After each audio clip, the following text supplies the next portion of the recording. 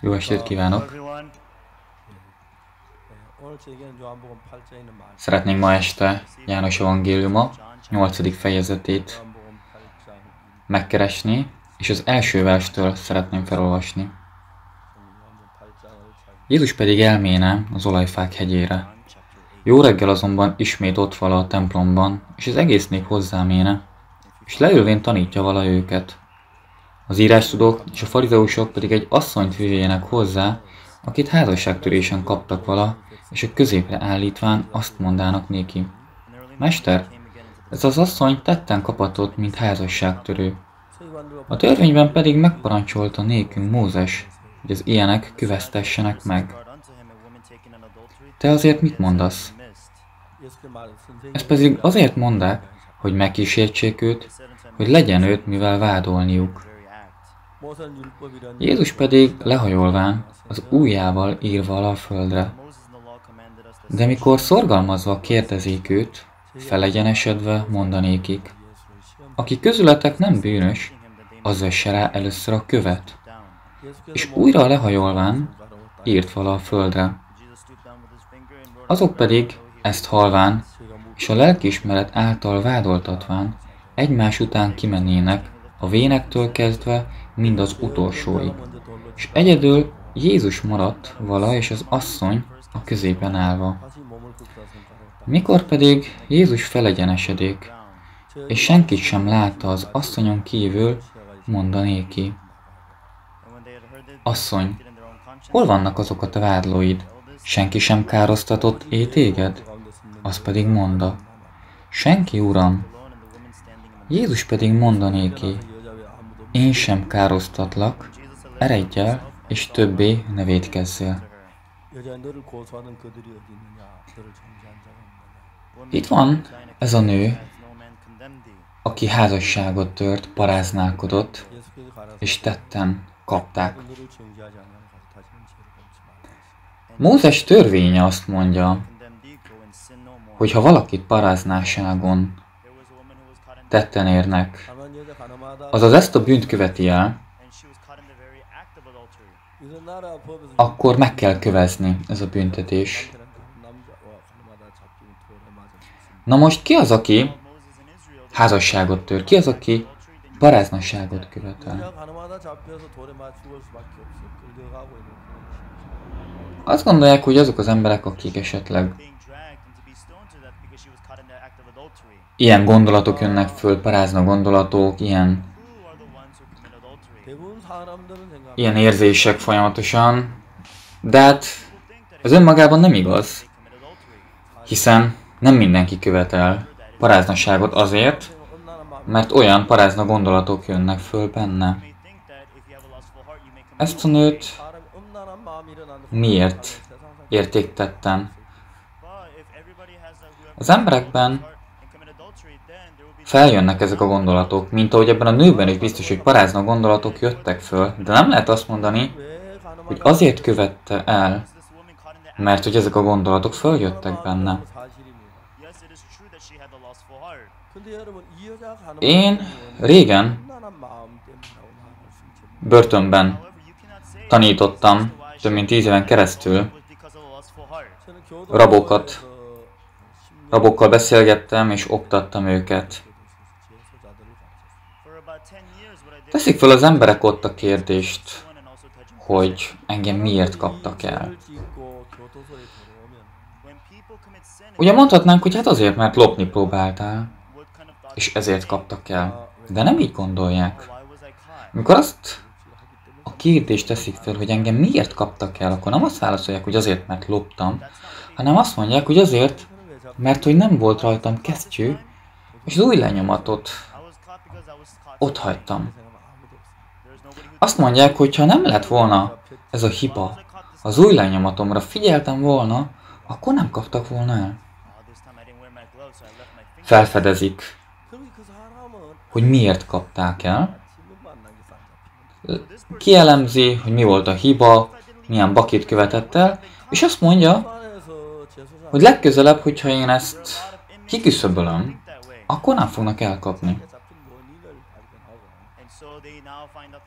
Ha másképp mondom, ez azt jelenti, hogy azokat az embereket kapják el, akik magukban bíznak ilyen módon. Ezt a nőt házasságtörésen tetten érték, és odavitték Jézus elő. Ő nem azért találkozott Jézussal, mert találkozni akart, hanem farizeusok és írástudók valami fogást akartak találni Jézuson, és hát ez az eset, ez a nő egy jó lehetőség volt. Rajta kapták paráznasságon, és úgy voltak vele, hogy ne üljük meg csak úgy itt helyben, hanem vigyék oda Jézushoz, mert hogy Jézus azt mondta, hogy ő szereti a bűnösöket. És olyan mit mond most ezek után? Azt mondja, hogy kövezzétek meg. Vagy pedig azt mondja, hogy ne. Ha azt mondja, hogy kövezzétek meg, akkor az a Jézus, aki azt mondja, hogy a bűnösökért jött, szereti a bűnösöket, ez viszonylag ellentmondó. Viszont hogyha azt mondja, hogy ne kövezzétek meg, akkor pedig Jézus ellentmond a törvényeknek, Mózes törvényének, és ebben szintén fogás lehet rajta találni. Az emberek valószínű azt remélték és azt feltételezték, hogy Jézus azt fogja válaszolni, hogy kövezzétek meg, vagy sem. Ezért mielőtt megölték ezt a nőt, odavitték Jézus elé, és azt mondták, hogy Krisztus, Jézus. Mi házasságtörésen tetten értük ezt a nőt, és Mózes törvény azt mondja, hogy az ilyen ember legyen megkövezve. Mester, te mit mondasz? Ugye az ember idáig képes gondolkodni. Azt a választ várták erre a kérdésre, hogy jó, kövezzétek, vagy ne kövezzétek. Ha azt mondja, hogy megkövezzétek, akkor az, amit Jézus eddig mondott magáról, az szembe megy avval, amit ő mond itt, illetve azt mondja, hogy ne kövezzétek meg, akkor pedig Mózes törvényével megy szemben, tehát szintén nem jó. Jézus lehajolt a földre, és elkezdett írni a földre. Az emberek elcsendesedtek, majd elkezdték siettetni, hogy mondjon valamit. Jézus fölállt, és azt mondta, hogy az vesse rá közületek az első követ, aki nem bűnös. Az emberek, akik azt gondolták, hogy azt válaszolja, hogy kövezzétek-e, vagy sem, erre azt mondja Jézus, hogy jó, kövezzétek, de az, aki nem bűnös közületek. Mikor ezt a Jézus beszédét hallották az emberek, valószínű, hogy sok mindent éreztek az emberek akkor ott, beleértve a házasságtörő nőt is. Ez a nő magában bízott a kezdetben. Azt mondta, hogy hát csak nem kapnak el. Többségüket nem kapják el az embereknek. Óvatosnak kell lenni, ügyesnek kell lenni. És egyszerűen magába bízott, a helyzetben bízott. És itt van ez a nő, aki most először hallja Jézus beszédét. És azt gondolhatja, hogy lehet ilyen bölcsesség ebben az emberben. Nekem nincs ez a bölcsességem. Én a saját bölcsességemben bíztam. De hogyha én megismerem ezt az embert, hogyha én fogadom ennek az embernek a beszédét, az ő bölcsességét megismerem, ha az ő bölcsességen keresztül élem az életemet, nem lesz már nyomorultság az én életemben. Számos ember, akik járnak gyülekezetbe, nem ismerik pontosan Krisztus szívét. Pedig bárkiről legyen itt szó, aki megismeri Jézus szívét, találkozik Jézus szívével,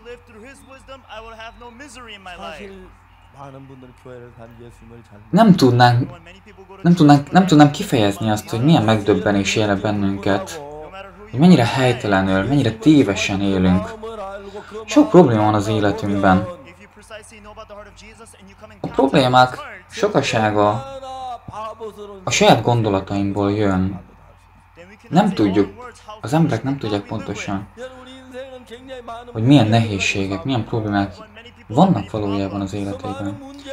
Amikor erről a bibliai szeminárium szóba jött, én nagyon-nagyon örültem. Legutóbb, mikor a húsvéti istentiszteletet tartottuk,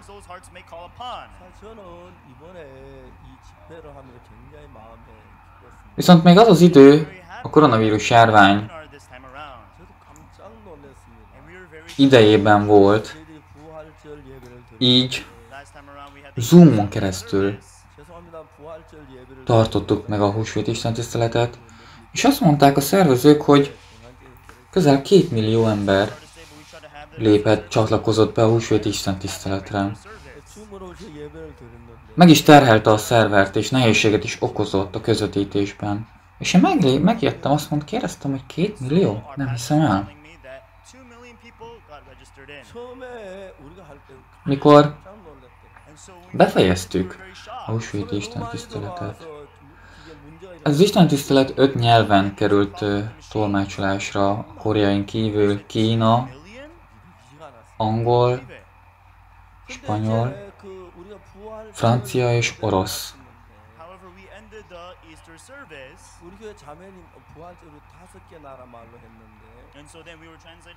És van egy testvérnő a gyülekezetünkben, Lee Changminak hívják, Changminak, aki spanyol tolmácsként segítkezett.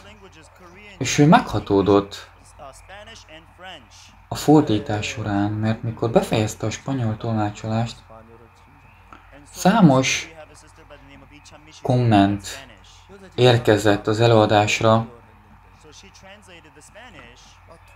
közel 3-4 ezer komment, mely bizonyságot tettek sokan arról, hogy megértették az evangéliumot, hogy befogadták az evangéliumot, hogy elhiszik azt, hogy Krisztus eltörölte az ő minden bűnöket, és a megtérésükről tettek bizonyságot hozzászólásokon keresztül. Ezek után eldöntöttük, hogy ezt az online bibliai szemináriumot fogjuk tartani, és hát szerettük volna, hogy ez online közvetítve lenne több csatornán keresztül.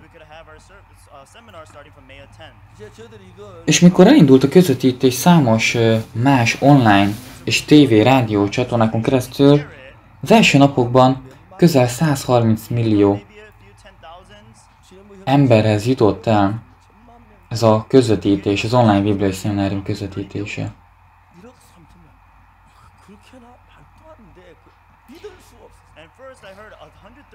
Közel 100 országban lett közvetítve helyi TV és rádió csatornákon keresztül, most, ahogy a képernyőn is látják, hiszen helyi országokban gyülekezetek megkeresték ezeket a keresztény csatornákat, tévéadókat, hogy közreműködnének-e abban, hogy az online bibliai szeminárium felvételét akár élőben, akár felvételben közvetítenék, és nagyon sokan csatlakoztak ehhez, és emelkedett tovább 200 millió, 300 millióra. Amiért dicsőség az Úrnak. Kicsit visszatérek akkor János evangéliumához. Itt van ez a nő, aki azt mondja, hogy ő nem fog megbukni, nem fog lebukni, ha ő házasságot is tör, ha ő paráználkodik. Viszont őt rajta kapták, és most nincs senki, aki valójában ő megmentse. Ha a családban van politikus, van magas rangú, befolyásos ember, még akkor is nehéz így a törvénnyel szemben megmenteni őt.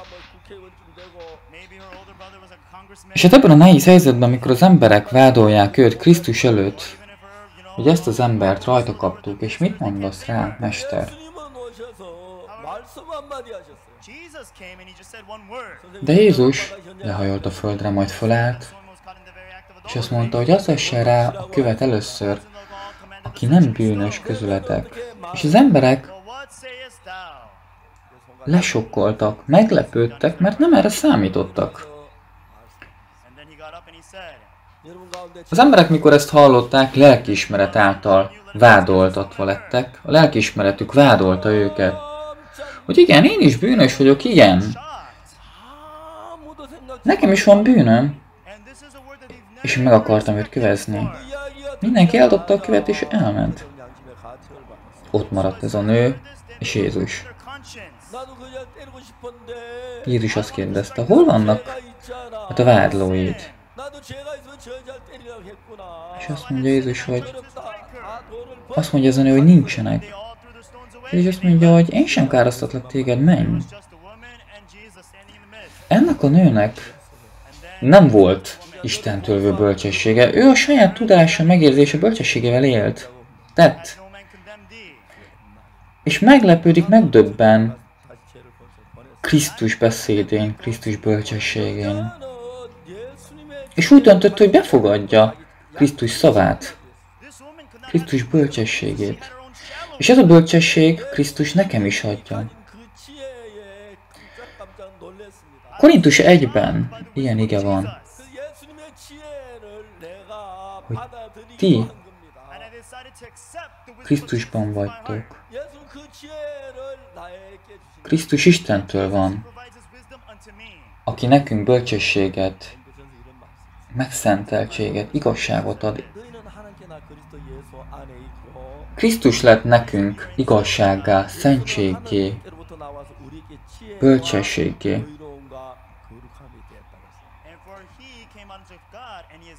És mikor Krisztust befogadom, én ezekhez jutok hozzá, és ezeket használom az én életemben.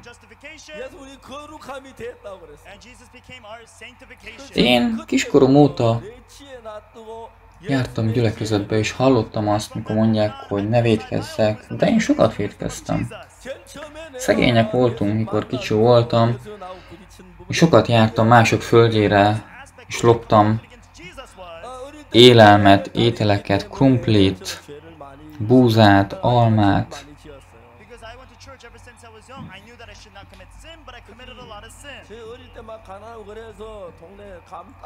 De Krisztussal találkoztam. És hol találkoztam Krisztussal? A Bibliában.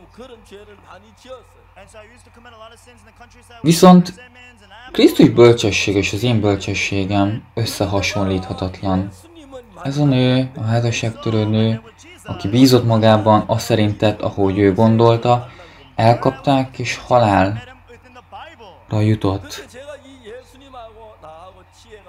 Még akkor is, hogyha befolyásos ismerettségei, rokonai vannak is, nem lennének képesek megmenteni ezt a nőt. Viszont a Krisztusban levő bölcsesség jóval több volt ahhoz, hogy megmentse ezt a nőt. Ez a bölcsesség nem csak arra volt elég, hogy megmentse ezt a nőt. Krisztus beszéde nem csak arra volt elég, hogy megszabadítsa ezt a nőt annak nyomorultságából, hanem az egész életére elég volt. Ha én ezt a Krisztus bölcsességét fogadom az életembe, tudtam, hogy ez teljesen más, mint hogyha én az enyémmel élek, a sajátommal élek. Én sok bűnt követtem el az életem során. Láttam magamon, hogy mennyire bűnös ember vagyok. Viszont néztem a Bibliát, olvastam a Bibliát, és Róma evangélium a 3. fejezet, és Róma evangélium a 4. fejezet 25. versében azt mondta, ki a mi bűneinkért halálra adatott, és feltámasztatott a mi megigazulásunkért. Ő a mi bűneink miatt feszítetett a keresztre, meghalt és eltemették. És ő föltámadott. De miért támadott fel? Mert Jézus azt mondja, hogy én meghaltam az emberekért, az emberiségért, az ő bűneikért, hogy eltöröljem. Én eltöröltem Pár Kok-Szu bűneiért. Ezért Pár Kok-Szu most már igaz ember, hogy ezt bizonyítsa. Erről bizonyságot tegyen, feltámadott. Nézd itt a kezemet. Itt vannak a szögek nyomai. Itt vannak ezek a nyomok. Itt van itt a bordámon, az oldalamon a nyom, a fejemen, a töviskoron a nyomai. Ezek mind Pár Kok-Szu bűneinek a büntetése, amit én megkaptam. Ezért Pár Kok-Szu igaz ember. És Jézus azért, hogy engem igaznak bizonyítson, nyilvánítson, feltámadott. Jézus, látom, az igében azt mondja, hogy engem megigazított, hogy engem igazzá tett. De viszont nekem más a gondolatom, én másképp érzem. Azt érzem, hogy én bűnös vagyok, mert én sokat hazudtam. Én sokat loptam. Sok problémát okozok, sok bűnt követek el, én bűnös ember vagyok. Én így voltam ebben. De a másik oldalon azt mondom, hogy Jézus mit mond nekem? Hogy azt mondja, hogy igaz vagy. Azt mondja, hogy a megigazulásomért föltámadott. Akkor vagy az én saját bölcsességemben hiszek, vagy Krisztuséban, Krisztus beszédében, hogy én bűnt követtem el. Rosszat csináltam, sok rosszat csináltam. Ezek nyilvánvaló tények. De az én gondolataimnál Krisztus gondolata feljebb van. Az az értékesebb. Annak van ereje. És ő nem hazudik. És ő azt mondja, hogy feltámadott az én megigazulásomért, igaznak nevez engem. Róma 3:23-ban azt mondja,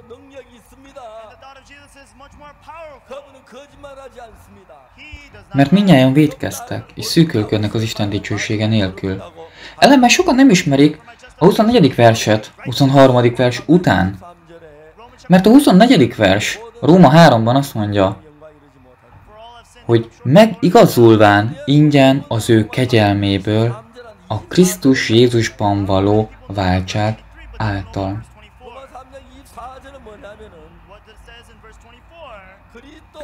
Hogy Isten kegyelme által engem megigazított Isten. Mikor Isten engem igaznak nevez, akkor nem azt nézi, hogy én jókat tettem érte, hogy én miket tettem érte, mert én semmit nem tettem valójában az én megigazulásomért, de Isten ingyen az ő kegyelméből engem megigazított, ezek után mondja azt, hogy igaz ember vagy. Persze még az is jó lenne, hogyha az arkangyal engem igaznak nevezne, már az is jó esne, de Isten mondja nekem ezt, Krisztus mondja nekem ezt. Mikor én azt a Bibliát olvasom, mikor mi a Bibliát olvassuk, hogyha én lennék a házasságtörőnő, én lennék ez a parázna nő, azt mondanám, hogy igen, hogyha nekem a Krisztus bölcsessége lett volna nekem, én nem jutottam volna ide. De én magamban bíztam, nekem csak az enyém volt. Én a saját módszeremet követtem, de ez hibás volt. Ez erre volt jó, én ide jutottam, a halál szélére jutottam. Én ez vagyok. De találkoztam Krisztussal, és mit fedezek föl Krisztusban?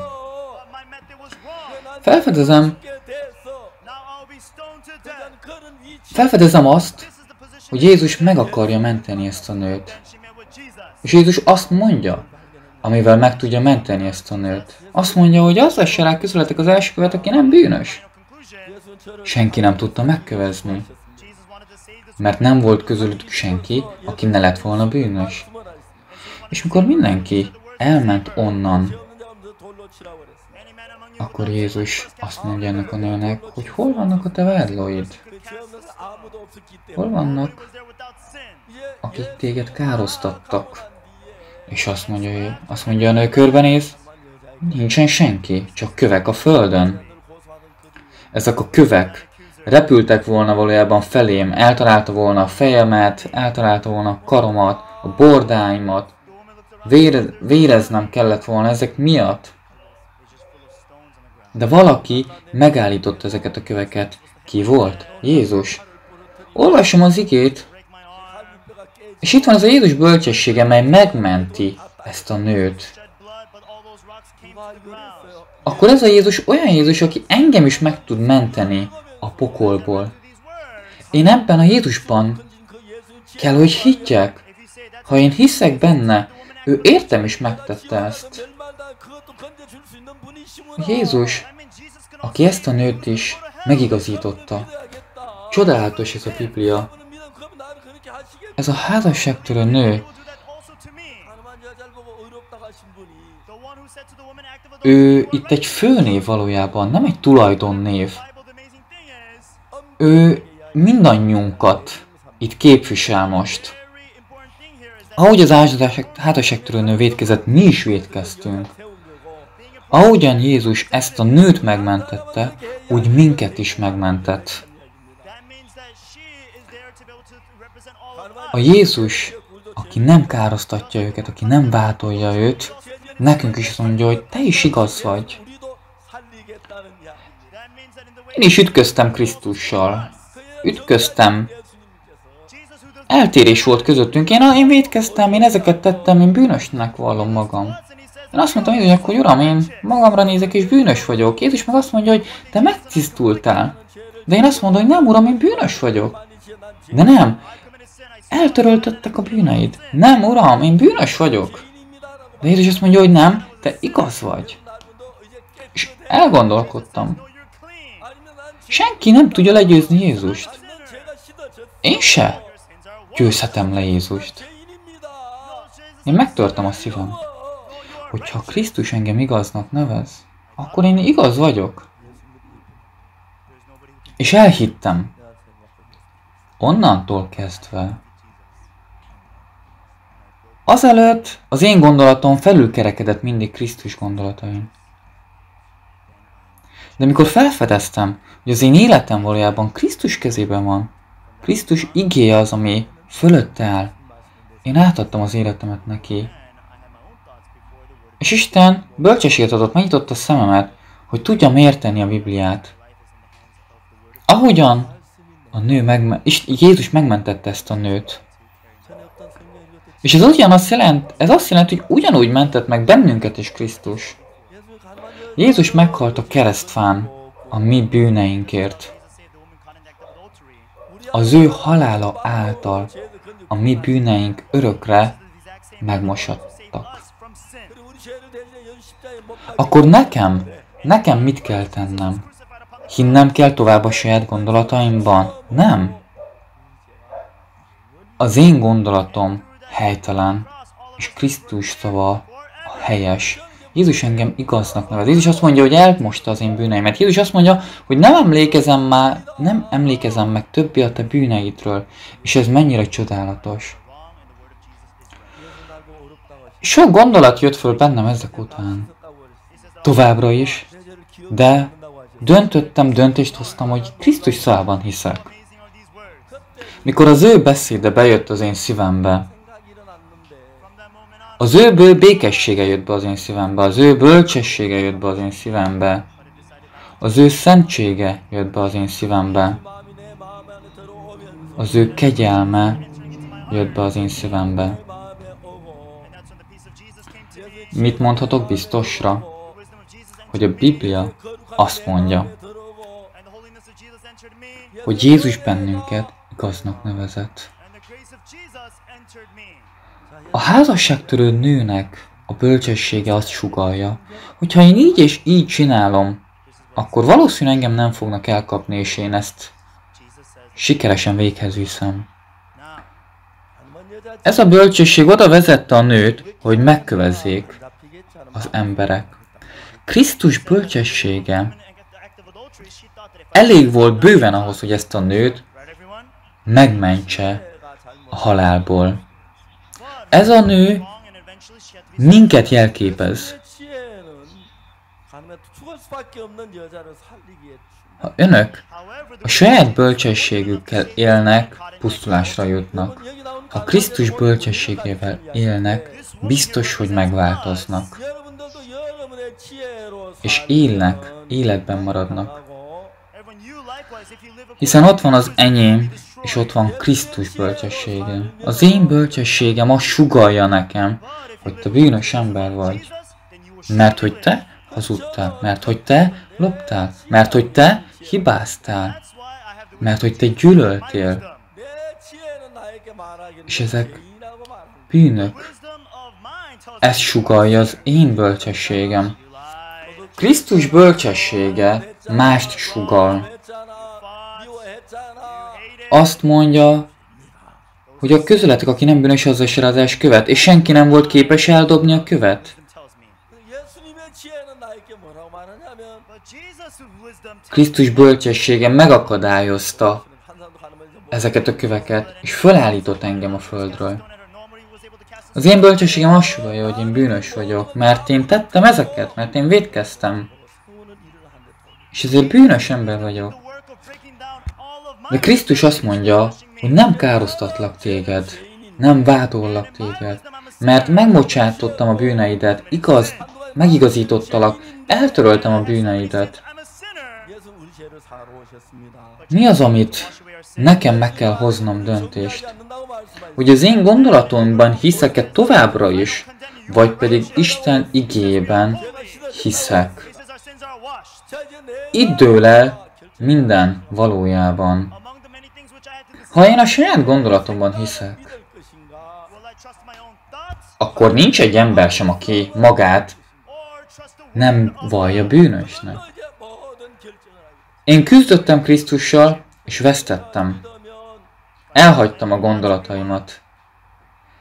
És úgy döntöttem, hogy Krisztus szavában hiszek. És Krisztus azt mondta nekem, hogy igaz vagyok. Mert ő halálra adatott az én bűneimért. És a megigazulásomért ő föltámadott. Azt mondja, hogy Párkokszú, te igaz vagy.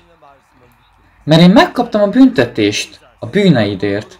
És én már nem emlékezem meg többé a te bűneidről. Te igaz vagy, te szent vagy, te tiszta vagy. Ezt mondja Krisztus. Az ige mondja ezt. Az én gondolatom ellenben, hogy Uram, én bűnös vagyok. Nekem sok a bűnöm. Kérlek, bocsáss meg. Ez két eltérő gondolat. Két nagyon más gondolat. A házasságtörő nő, ha a saját gondolatát követte, oda jutott, hogy megkövezzék. De találkozott Jézussal, aki az ő megmentője. És ő már nem magában bízott tovább, hanem Krisztusban. Hogy igen, én bűnösnek látom magamat, de Krisztus engem megbocsátott nekem, igaznak nevez. Itt van ez a béna, aki nem tud járni. Jézus azt mondja, hogy járj, fölállt és járt. És úgy lett, ahogy Jézus mondta. Mivel látom, hogy az én gondolatom Krisztus gondolatával eltér, mivel nem egyezik az én szívem Krisztus szívével, legyen 10 dologról szó, 100 dologról szó, mind a 10-ben, mind a 100-ban. Én amíg a saját szívemmel éltem, én rengeteg gonoszságot követtem el, de egy nap találkoztam Krisztussal, és fogadtam Krisztust az én szívembe. És ott volt továbbra is sok-sok gondolatom, sok-sok érzésem. De én nem maradtam meg tovább ebben, mert hogy felismertem, hogy ez engem pusztulásra visz. És hogy Krisztus szava az, ami igaz. És hogyha ő engem igaznak nevez, igaz vagyok. És hogyha az egész világ engem bűnösnek nevezés, én igaznak vallom magam. Miért? Mert Krisztusban hiszek. Mert Jézus engem igaznak nevezett, mert ő engem szentnek nevezett, mert ő nem károsztat engem, azt mondja, mert azt mondja, hogy ő nem emlékezik meg többé az én bűneimről. Akkor nem vagyok már igaz. Nem azt mondom, hogy én nem vétkeztem, nem vétkezek. Én nem ezt vallom. Hanem azt vallom, hogy én eddig a saját bölcsességemmel éltem, a saját gondolataimmal, a saját szívemmel, a saját módszereimmel. De Korintus 1-ben azt mondja, tőle vagytok pedig ti, a Krisztus Jézusban, ki bölcsességül lön nékünk Istentől, igazságul, szentségül és váltságul. Olvassuk fel együtt ezt a részt. Korintus 1. 1 Korintus első fejezet, 30. vers azt mondja, hogy tőle vagytok pedig ti a Krisztus Jézusban, ki bölcsességül lön nékünk Istentől, igazságul, szentségül és váltságul. Krisztus bölcsessége lett az én bölcsességem. Krisztus igazsága lett az én igazságom. Krisztus szentsége lett az én szentségem. És Krisztus váltsága az én váltságom lett. Ez a Krisztus bölcsesség, ez a Krisztusi bölcsesség. Én magamat azelőtt bűnösnek neveztem. Én egy mocskos bűnös ember voltam. Az én szívemben én ez voltam, de elhagytam ezt a szívemet. És azt a Krisztus bölcsességét, mely úgy szól, hogy te igaz vagy, ezt a Krisztus igéjét én fogadtam. És megigazultam, igaz lettem. És ez nem az én felelősségem már, hanem Krisztus felelőssége, mert ez tőle jön. Én nem az én gondolatomban, hanem Krisztus szavában hittem. Én, ha magamra nézek, bűnösnek látom magamat, de ellenben Krisztus engem igaznak nevez. Én nem tudok egy időben magamban is, meg Krisztusban is hinni. Ahhoz, hogy Krisztusban higgyek, el kell hagynom előtte a sajátomat, az én bölcsességemet, az én szívemet, az én módszeremet, az én érzéseimet. És Krisztus szavát kezdtem el követni az igében. És ami nagyon csodálatos, nagyon érdekes, hogy elkezdtem látni ezt a világot a Bibliában, amit azelőtt nem láttam. Elkezdtem felfedezni Isten szívét az igében. És mikor ezek szerint kezdtem el élni, azok után kezdtem el élni, felfedeztem azt a csodálatos isteni gondviselést az életemben. 1965-ben én egy kis koreai faluban, Changpali nevű faluban szolgáltam lelkipásztorként. Még nagyon fiatal voltam ebben az időben, meg is kaptam a behívást a katonaságra. És imádkoztam Istennek, hogy Uram, bárhova is kerülök, bármelyik katonaságba, kérlek, add, hogy kegyelmet kapjak én a felettesemtől, a kollégáimtól, a társaimtól. És Isten meghallgatta ezt az imámat. Én 3 évet voltam a katonaságban. De azt hiszem, nem volt nekem boldogabb korszakom az életemben, mint a katonaságban. Isten mindenben megsegített. Egy nap, ugye minden szombaton jönnek be újoncok a katonaságba. És én ilyenkor bemegyek az újoncok szobájába, megkérdezem, hogy kellemes volt az előző este. Mondják, hogy igen, uram, kellemes volt. Mondom nekik, hogy csak nyugodtan. Kemény lesz itt a katonaságban, nem lesz könnyű. És ilyenkor kicsit mondok pár szót, hogy megkönnyebbítsem őket, és megkérdezem, hogy ki az, ki közületek keresztény, és 90%-ok felteszi a kezét, én leírom a nevüket. És abban az időben nem volt katonai lelkész, katonaságban lelkész. És én kezdtem el ezzel foglalkozni, be tudtam tölteni ezt a pozíciót, és hitoktatással lelkészként kezdtem el dolgozni. Egyik nap hívtak az igazgatóságból, hívtak be engem. Bementem, és mondtam, hogy jelen, Párkokszú.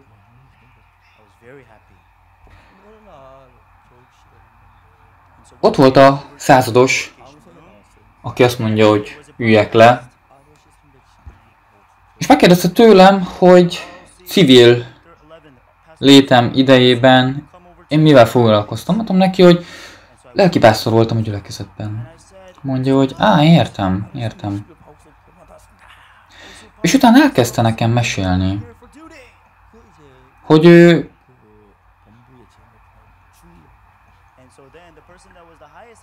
ő igazán szorgalmasan gyakorolta a vallást, viszont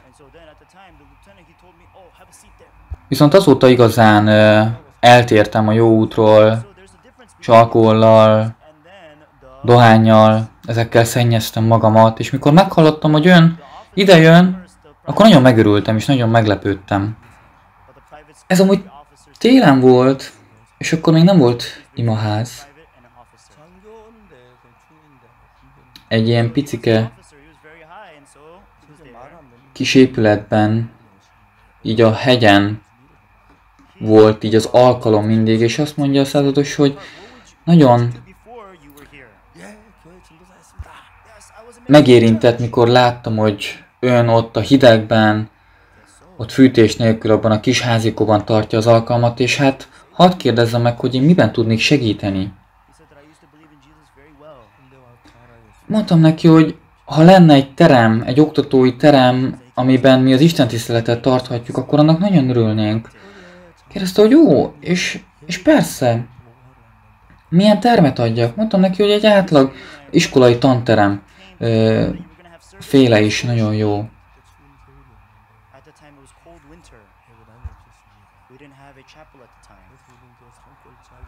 És egyből szólt a kollégájának, hogy itt az a kulcs, adott a pártnak, hogy használják bármikor, amikor szeretnék az istentiszteletet tartani. És onnantól kezdve elkezdtük az istentiszteletet ebben a termemben tartani, és két újonnan megtért kollégával 3-an csináltuk együtt ezt a szolgálatot.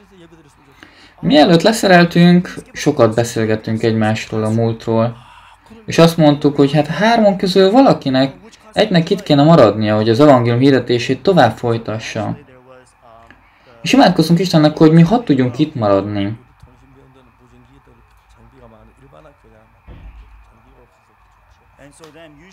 Én a kommunikációs osztályon dolgoztam, és itt volt egy olyan hagyomány, hogyha benne voltál az első top 5-ben, akkor te választhattál, hogy hol szeretnél tovább maradni. 40-en voltunk az osztályban, és ebből 6-an már kint is használták a morzi jelek kódolását. Ugye akik erre képesek, azokat egyből már az osztályunkra küldik, úgyhogy őket mi nem tudjuk utolérni, mi nem tudunk náluk jobbak lenni. Tehát ebbe az első 6-ban nehéz bejutni, akik már alapból kint a társadalomban ezt csinálták. Én 13-én végeztem a 40-ből. Én tudtam, hogy engem innen, ha küldenek is, teljesen máshova fognak elküldeni, a határhoz például. Az utolsó nap, mikor leszereltem, találkoztam a századossal, és mondtam, hogy köszöntem, hogy ma az utolsó napom leszerelek. És azt mondja, hogy egy pillanat, Park. És azt mondta, hogy szerettek volna egy nagyon jó osztályra küldeni. És hát ugye azt kell tudni, hogy vannak az ismert jó területek, jó katonai osztályok, ahová érdemes menni, hogy az ember jólétet akar magának. És egyszer csak ez a százados azt mondja nekem ott, köszönés idejében, hogy én örülnék annak, hogyha maga itt lenne, és a lelki életért a lelki szolgálatot végezne tovább, ezért én elintéztem, hogy maga itt tudjon maradni.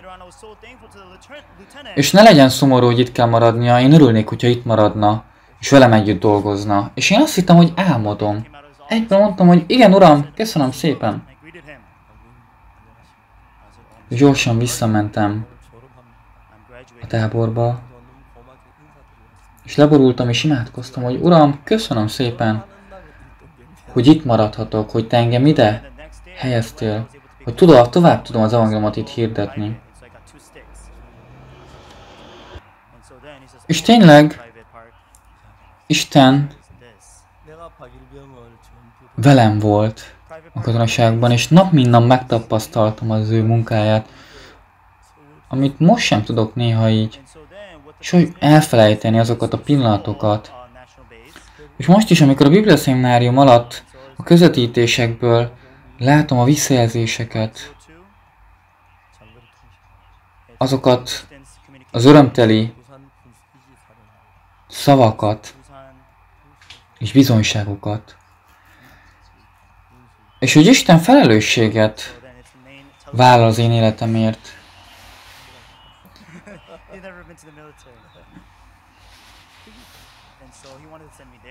Én Isten bölcsességét tudtam kapni az igén keresztül, és már nem a régi én voltam, hanem új teremtményé váltam Krisztus Jézus vére által. Hogy nézzétek, elmúlt az régi, és új van. A házasságtörő nő is új emberré vált.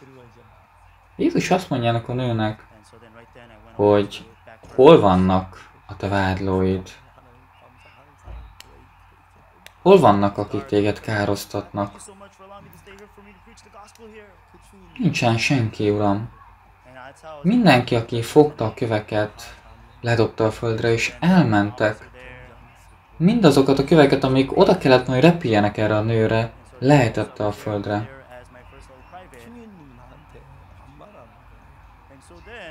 Sok ilyen ember van ezen a földön. Én, akire ezeknek a köveknek, támadásnak, veszedelemnek az áldozatává kéne, hogy váljak, ezeket mind lejti Krisztus a földre. Amíg ez a nő nem találkozott Krisztussal, tele volt parázna gondolatokkal a szíve. Tele volt félelemmel, hiszen a halál küszöbén állt. De mikor Jézussal találkozott, és majd elvált tőle, ő már teljesen megváltozott. Azok a parázna gondolatok, a félelem már nem volt ott a szívében, hanem hálával telt meg az ő szívem. Hogy igen, most már élek. Elgondolkodtam azon, hogy vajon ez a nő hogyan jött el Jézustól. Hogy Mester, vagy Jézus, köszönöm szépen. Köszönöm szépen. És megfordul, és elindul hazafelé. Kimondhatatlan hála lehetett az ő szívében. Lép egyet, kettőt, visszanéz, megfordul, és azt mondja, Uram, köszönöm szépen. Itt voltak ezek az emberek, akik meg akartak engem ölni. De te szerettél engem, de te szeretsz engem, aki ilyen mocskos, bűnös, te szeretsz engem. Megy tovább, és újra megáll, és újra megfordul. Köszönöm, Uram. És ez a hála van az ő szívében. Kinyitja a lakás ajtaját, belép, és azt mondja, hogy én azt hittem, hogy ide már nem térek vissza. De hát itt vagyok. Alszik, lefekszik, és én azt hittem, hogy én már többé nem fekszem le erre az ágyra. Engem el kéne, hogy lepjenek azok a kövek alatt kéne, hogy feküdjek. De ez a hála és hála az, ami benne jön föl. Étkezés közben is ez a köszönet, ez a hála jön föl. Amikor vizet iszik, akkor is. Amikor mosogat, akkor is. Amikor felébred az álmából, akkor is.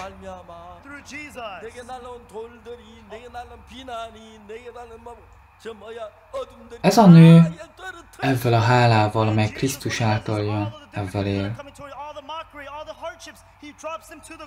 Sokáig, amíg én a saját gondolatommal éltem,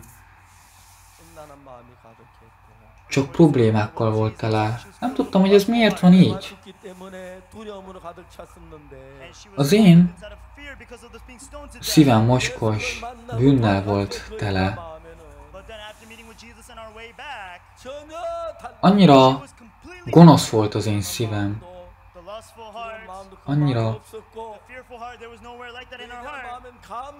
Annyira gonosz volt az én szívem, hogy 62 volt az az év, amikor azt mondtam, hogy én ezt már nem bírom tovább. Én ezt le kell, hogy tegyem. Én ebben nem tudok tovább élni. És találkoztam Krisztussal. És megismertem az ő szívét, amikor azt mondta, hogy ő meghalt értem, megbocsátott az bűneimet, és engem megigazított. És azt mondtam, hogy Uram, igen, hogy én mocskos ember vagyok, bűnös ember vagyok, én gonosz ember vagyok. De te általad,